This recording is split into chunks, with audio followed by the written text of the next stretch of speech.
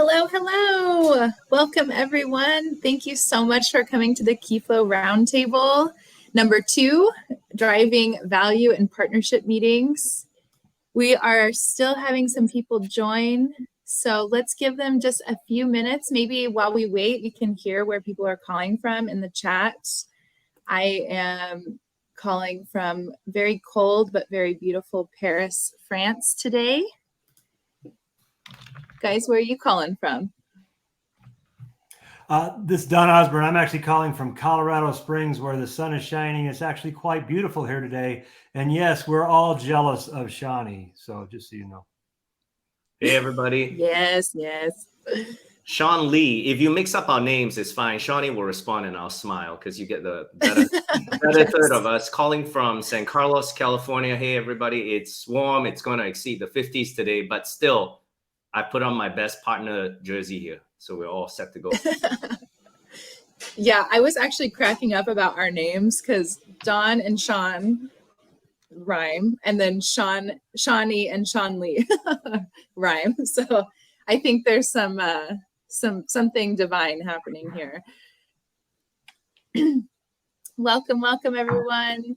So we can't wait too long. We'll wait maybe just 1 or 2 more minutes.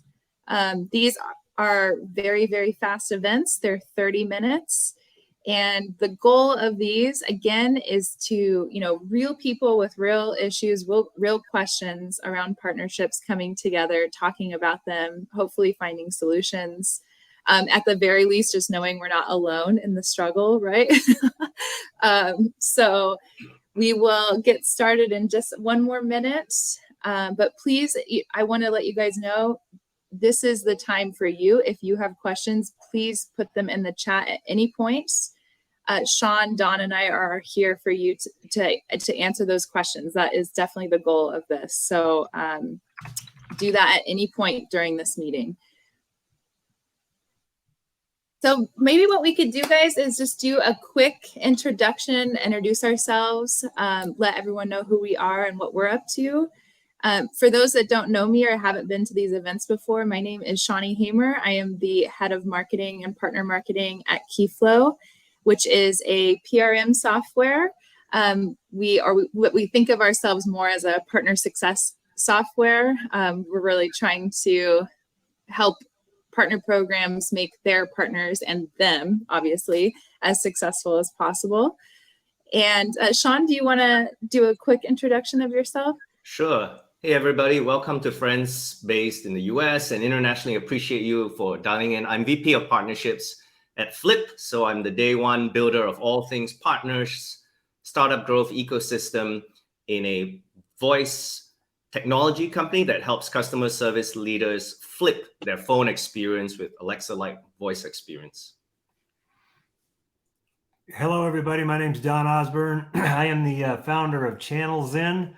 It's a channel sales consulting company based out of Colorado Springs. Most of my experience and client base is in what we call the ADC, or the automated data capture space. I have a number of years of experience of doing this. Humorous story, I actually retired before I decided maybe I wasn't ready yet. So that's why I founded the company, and I'm happy to answer any questions we can today.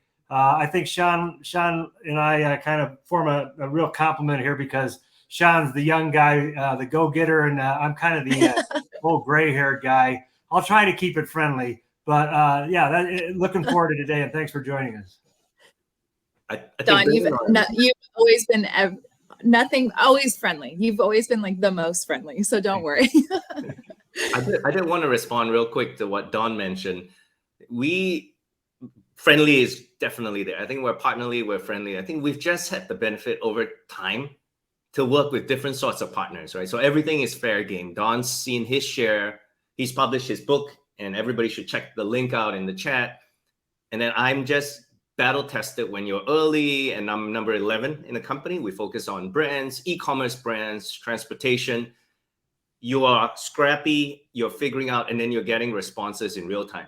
So I'm sharing what I learned. There's no secret sauce. Maybe there's some if we can figure it out. But together as a community, this is exciting to dive into. Yes, Yeah, I'm absolutely. going to ping off that for just a second. This is what I meant by complimentary, because it's exactly what I'm talking about.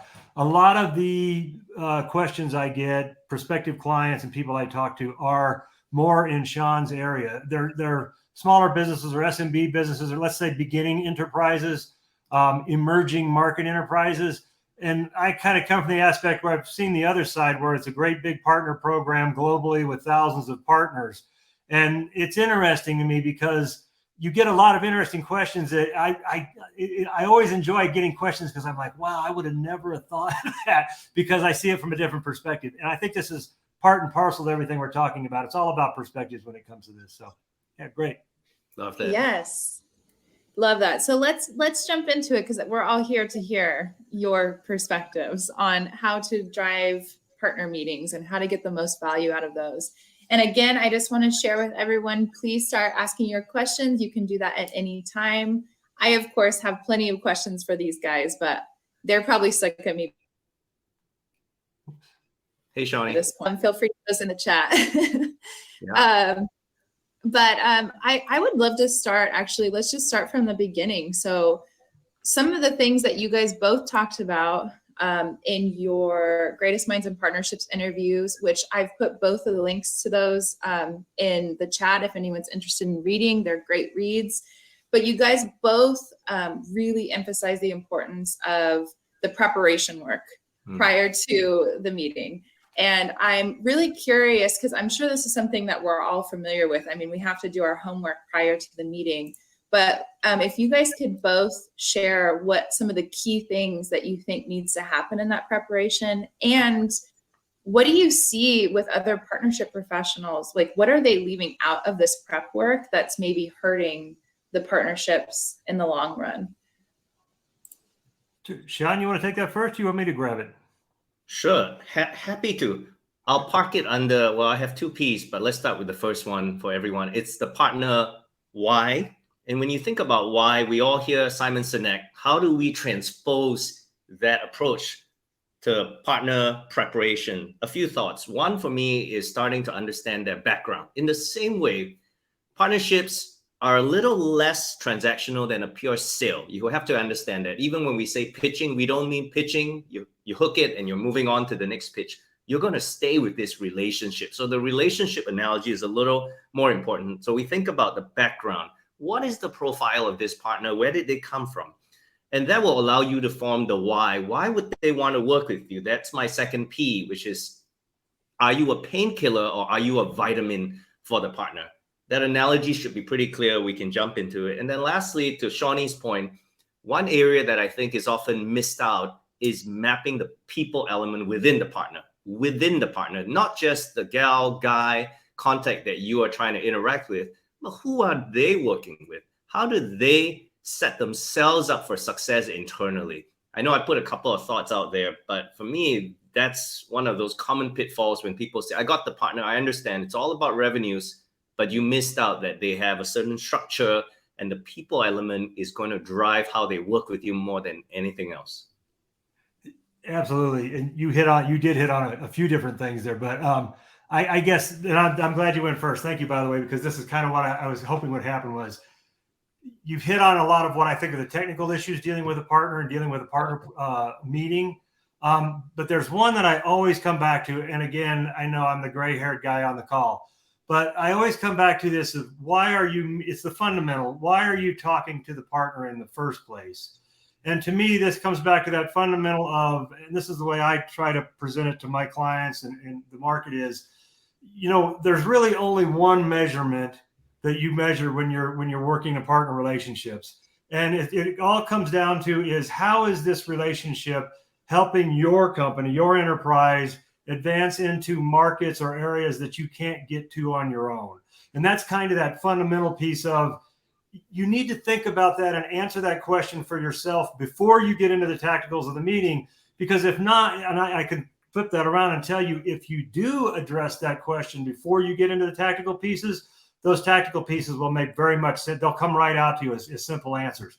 But if you walk in and you're like, oh, got to get partners, and you don't really understand what market they're helping you take you into, or what area strategically you're working with these partners, it can be more difficult. Let's put it that way, because you have to really sit down then and try to answer a lot of questions that are really kind of more strategic. So I can't stress that enough. And this is my answer to that question is I always go back to the fundamentals of how is this partnership going to help you strategically get into new markets? And I mentioned there's only one measurement. I always come back to this. That measurement is how is this relationship going to grow your pipeline? That's really what this is all about. And if it's not, you can still have a relationship, you can still have a friendship, partnership, and all those things, but really the value in this always comes back to, like it or not, at the end of the day, that bottom line number. And that's always going to show up in some measurement of your pipeline. How much has your pipeline grown in terms of the effort you put out? I like the focus. My quick 1-minute response, given there's much we can unpack, there are layers. So fully agree with you, Don. Revenue. Let's call it revenue. Everybody understands ARR in any language. So revenue is pretty clear. Secondly, pipeline involves some developmental and nurturing work, suggests that there's a laying of it for the next week or the next month.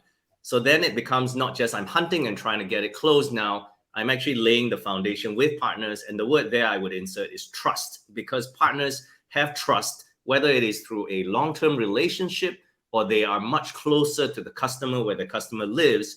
You need to lay the foundation for that pipeline. And the last thing I shared, even some of it on social yesterday, was the broader, and I'm happy to expand this, the broader ecosystem, where you think of the analogy of a garden. Some of you can see my background, not too many plants right now.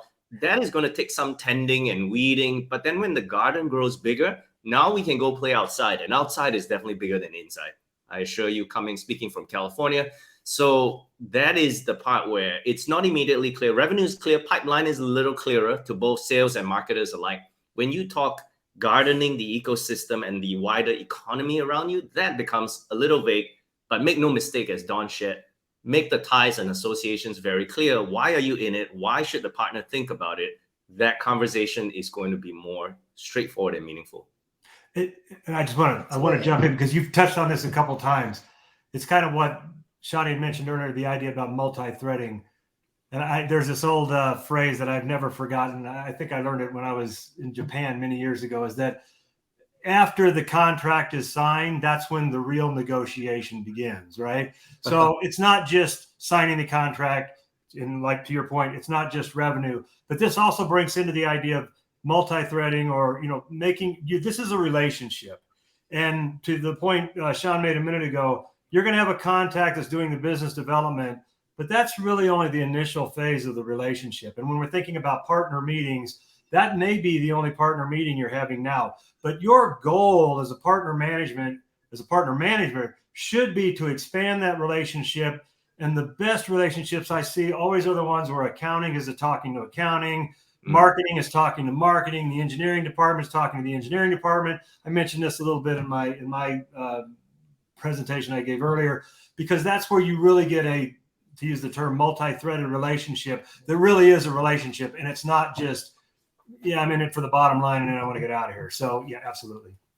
Yeah, that's something that you guys both really emphasized in both of your interviews. And it was something that I wanted to ask you about, this idea of multi-threading. I totally agree. I think like the more roots, I think of like roots of a tree, like the more roots and connections that there are between the two companies, the stronger the relationship is going to be.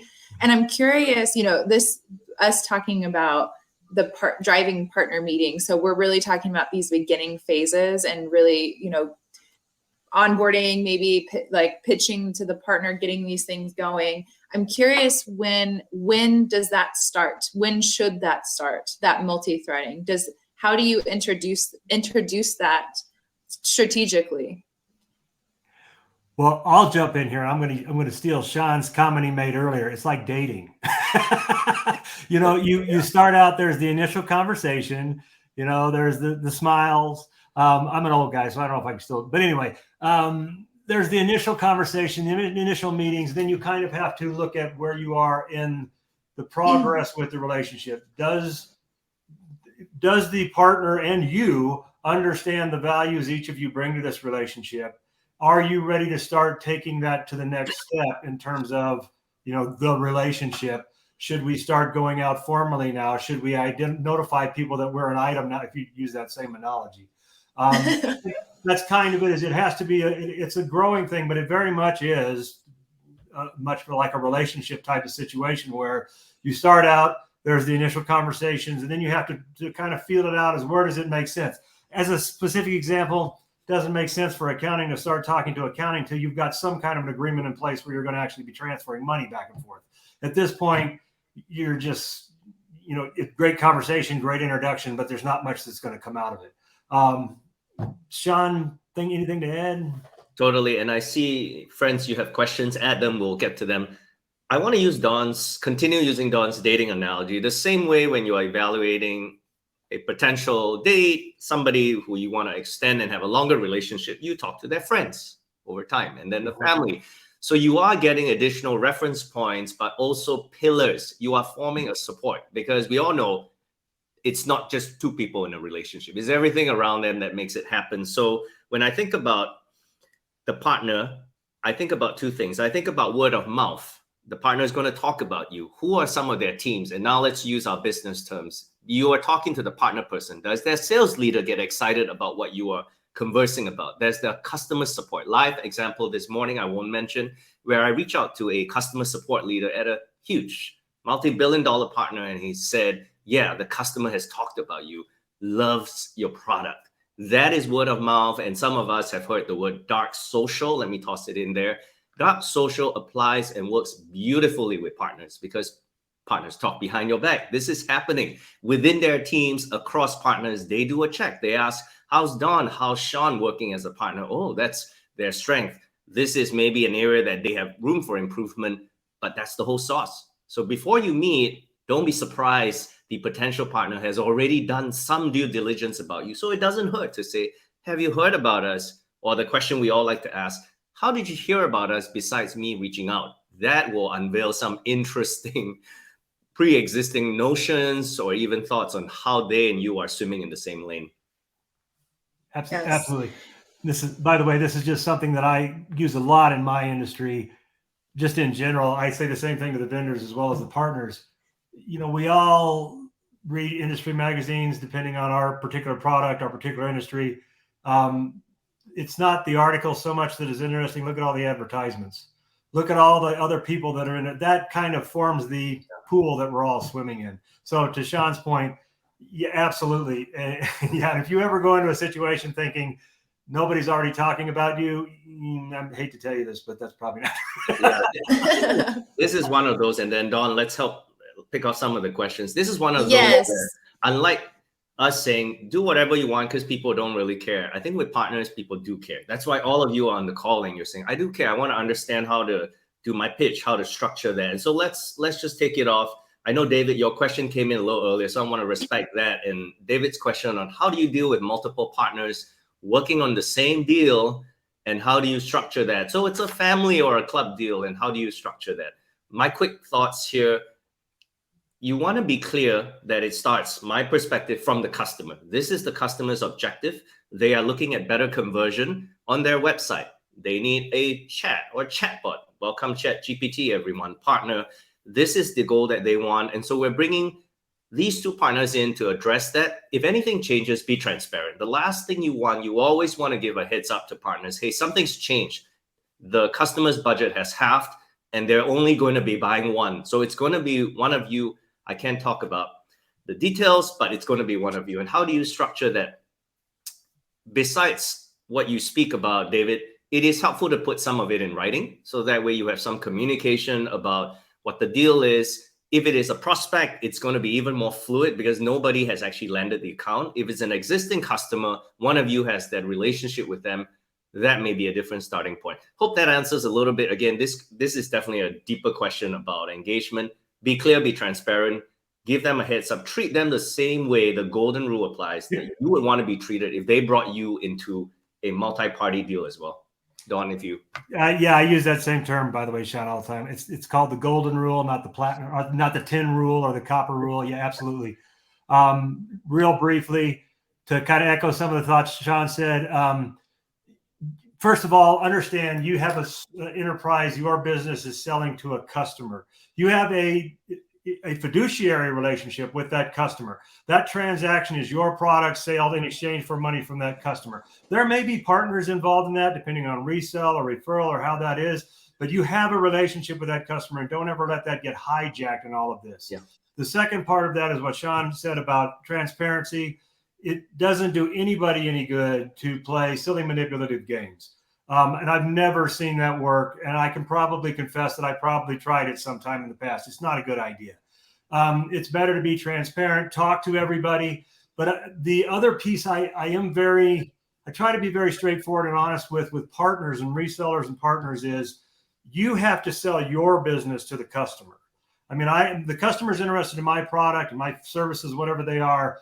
I'm here to support you, but if there's multiple partners in a deal, at this point, you're going to have to differentiate yourself with the customer. And I have to step back and go, Mr. Partner or Mr. Customer, we're glad you like our product. Here's two very good partners you can work with.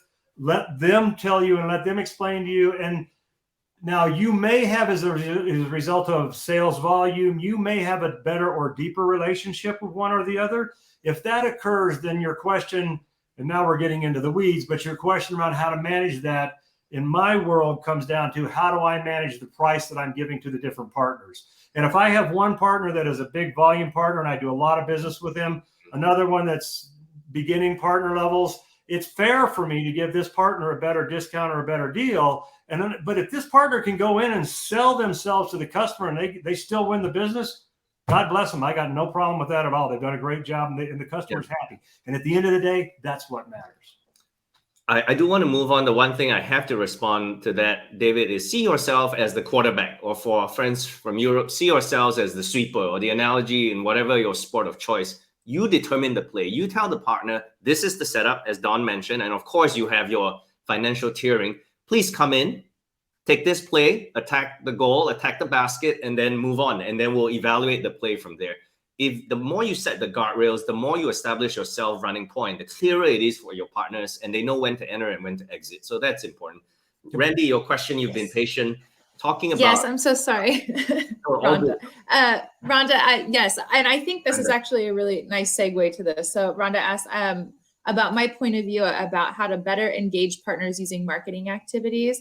And I would say, like, really piggybacking off of this conversation, being that point of contact, being that person that they can come to. When I approach a partner from my standpoint, from the marketing standpoint, the big things that I want to do is really continue to establish the trust that's already been developed with the partnership team. And I want to make sure that we're aligned on our goals. Whatever was communicated in those meetings that I was not necessarily a part of, I want to make sure that those are aligned. I also want to be able to be that person to help them make those connections that maybe, I know people that can help uplift the goals that are being discussed in the partnership. And really it all comes back to, okay, what is it that you're needing out of this? What are the pain points that you're facing? What are the things that you're still unclear about or that your customers are unclear about? And what can I develop to help aid that, to help teach them how to get past that? What are some strategies that we can use? Really developing that tactical content that can be used over and over again, and just being that person that they know they can rely on to get that kind of content. I think if you can even deliver, it can be small things, it can be big things, but if you deliver constantly those things that actually do help that you can start using today, it's the easiest way to better engage the partner. The partner is going to keep coming back to you because they know that you're the right-hand person. You're the right-hand woman, right-hand man that they can rely on for that kind of thing.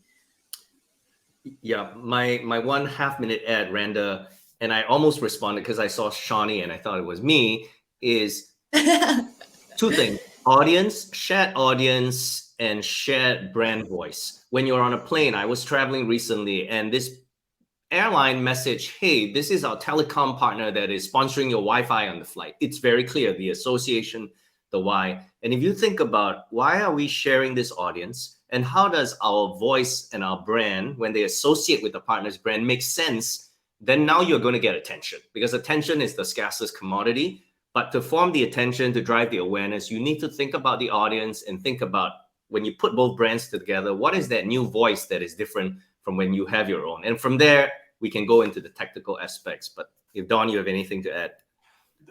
To bring this full circle back to the whole concept of partner meetings and the whole thing we talked about a few minutes ago about multi-threading. To me, I can't stress this enough.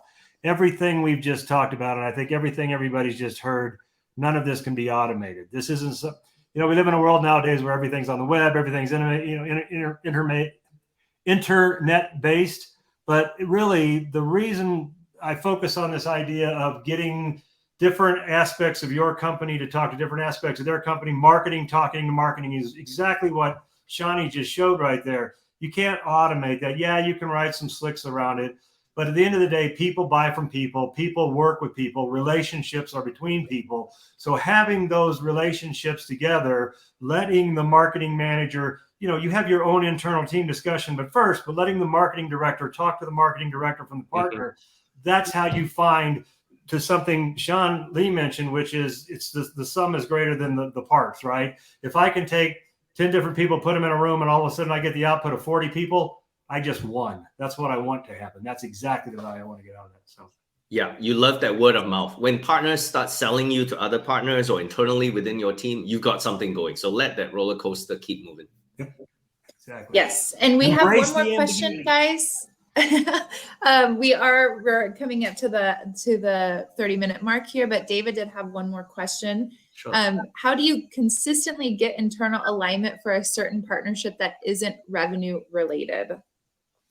Yeah, that's a great question, David. Thank you. I'll give the 30-minute quick spiel. Recently, I talked David to a very senior exec who leads a partner sales and success team, and he framed it this way: be clear what type of partnership it is. Don talked about ARR, and there are those revenue and pipeline partnerships, and then there are some for which that technology is the leader in the market. They are the thought leader, they're the leader in the market. You want that association, but they may be a point solution, they may be a lot smaller, and therefore it's not going to generate a lead every day and be that sort of tap. The clearer you are about what you want out of that partnership and relationship and what you cannot expect, the easier it is for you to get internal buy-in and alignment. If you don't set that expectation clearly, it's going to be more challenging. You're trying to make a square peg fit a different hole because you have to tee it up the right way.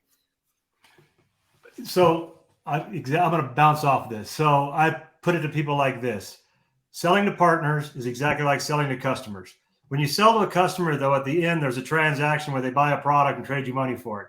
When you sell to a partner, at the end, there's still a closure, but it's not necessarily a transaction. It's very much going to be a trade of, I'm going to give you marketing time, I'm going to give you resources, I'm going to give you these other benefits. In exchange, I'm looking for these other things back in them.